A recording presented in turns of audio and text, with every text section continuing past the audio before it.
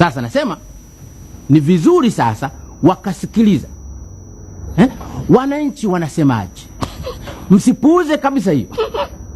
Na hiyo nasema, nasisitiza,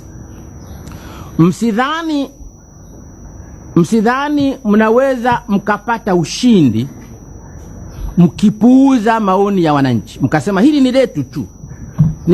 Mnatoka kwenye kikao cha halmashauri kuu, alafu wenyewe tu mnakwenda kwenye pale mnakwenda kwenye kikao cha wateuzi, wanateua mmoja, mnasema kiulizwa kwa nini mnasema si letu tu.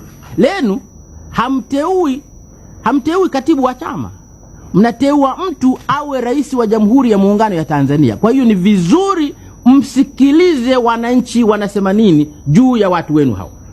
Msipuuze maoni ya wananchi hata kidogo.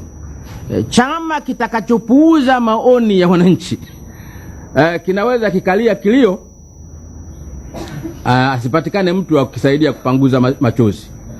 Na ninachowaambia CCM na waambia vile vile na vyama vingine vile vile, lazima msikilize wananchi wanasema nini, kwa sababu kama wote ni sawa na wananchi wanampenda mmoja katika hao kuliko wengine, basi huyo ndiye anayefaa.